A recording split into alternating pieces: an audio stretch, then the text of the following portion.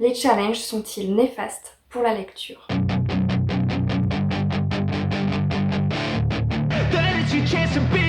Hey kid, don't ever let them get inside your head. They'll tell you what to do in life instead of everything you know that you could get. Don't let them guide your life. Bonjour à tous, c'est Ludivine, je suis très heureuse de vous retrouver aujourd'hui pour une nouvelle vidéo où nous allons discuter ensemble sur les challenges, s'ils sont néfastes ou non pour la lecture. Comme pour beaucoup de mes vidéos discussions, cette idée ne me sort pas de nulle part, c'est d'une discussion avec une personne qui n'a pas du tout, la même façon de voir les choses, la même façon de prendre la lecture en tout cas que moi, et ça a été super enrichissant de voir cette façon-là qu'il avait de lire et moi ma façon de lire finalement. Et donc ça m'a fait me poser la question, mais est-ce que les challenges sont néfastes pour la lecture?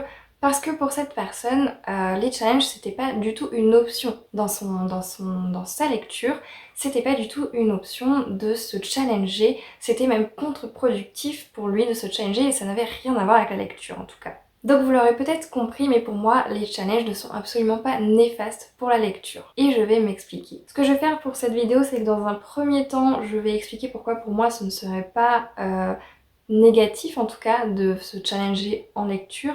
Et je vais dans un second temps donner les points qu'effectivement les personnes qui n'aiment pas ça, se challenger au niveau de la lecture, ce qu'ils disent en fait, pourquoi pour eux c'est une chose qu'il ne faut pas faire. Et suite à cette vidéo, je vous invite donc en commentaire à me dire ce que vous en pensez. Est-ce que vous êtes du genre à vous challenger pour la lecture ou pas? Est-ce que pour vous c'est néfaste pour la lecture? Est-ce que c'est contre-productif ou pas?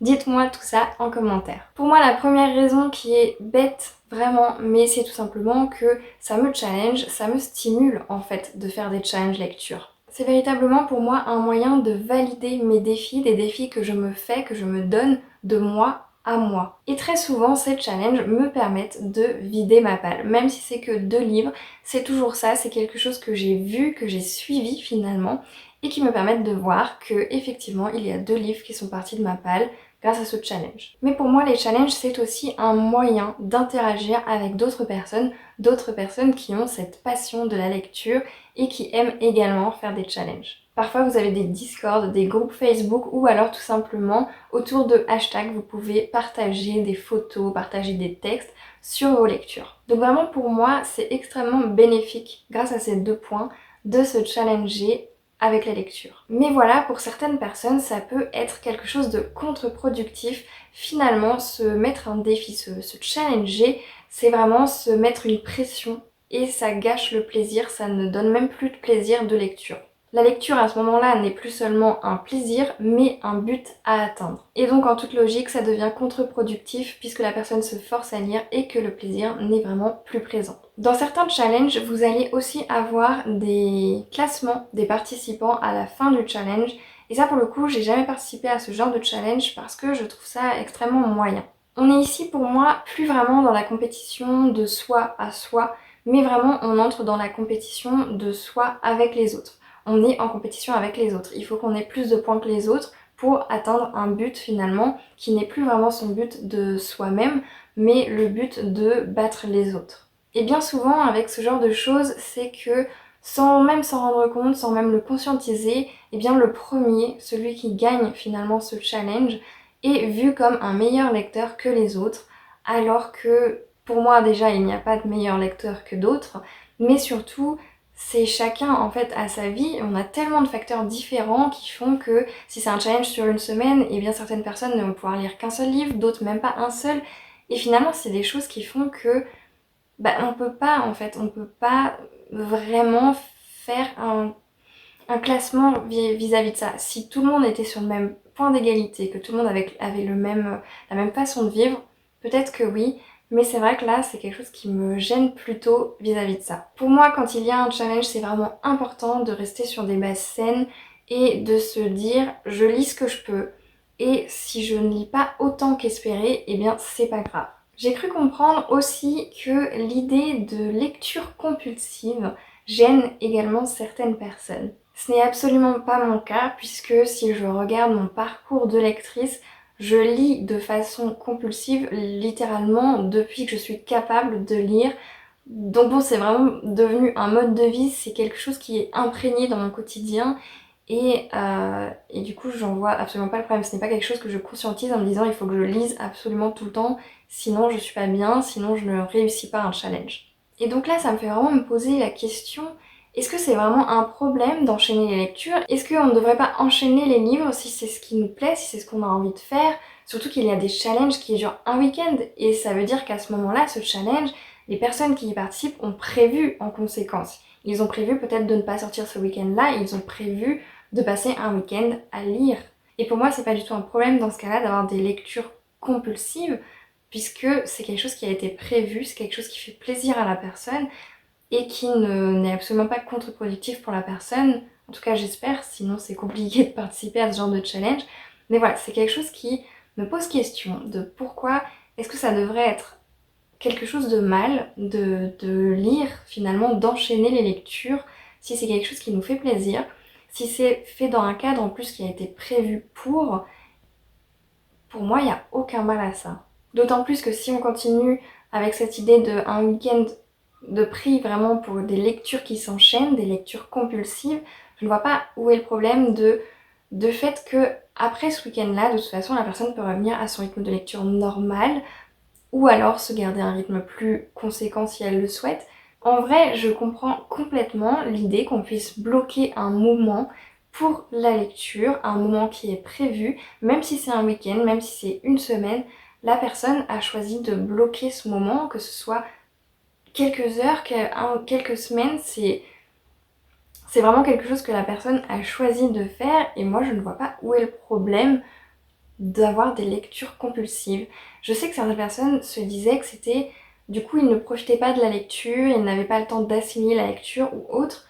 Mais ça, je pense que c'est vraiment propre à chacun. Il y a des personnes qui ont besoin d'attendre un jour ou deux avant de recommencer un autre livre. Il y a d'autres personnes qui ont besoin d'enchaîner, qui n'ont pas de temps, en fait, d'adaptation, ou oui, d'imprégnation de l'œuvre. Et c'est ok, en fait, tout le monde est différent vis-à-vis de ça et je ne vois pas pourquoi certaines personnes bloquent là-dessus. Et c'est vrai que quand je me suis renseignée pour faire cette vidéo, je me suis rendu compte qu'il y a vraiment des personnes qui sont extrêmement récalcitrantes à l'idée des challenges, à l'idée que des personnes fassent des challenges lecture et j'ai pas trop compris.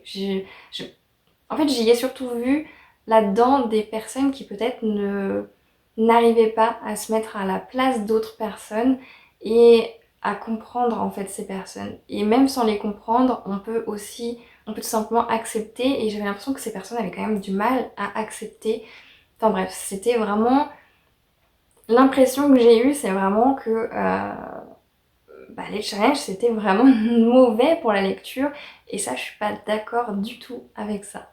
Pour moi donc, vous l'aurez compris, les challenges ne sont pas du tout néfastes pour la lecture, ça dépend tout simplement de la personne, du type de lecteur que vous êtes. Peut-être que vous êtes un lecteur qui n'aime pas du tout les challenges pour peut-être d'autres raisons que celles que j'ai trouvées là. Si c'est le cas, dites-le en commentaire, que je puisse le mettre peut-être en avant ce commentaire de façon à ce que d'autres personnes puissent voir également, en plus de cette vidéo, d'autres idées de pourquoi on n'aime pas les challenges.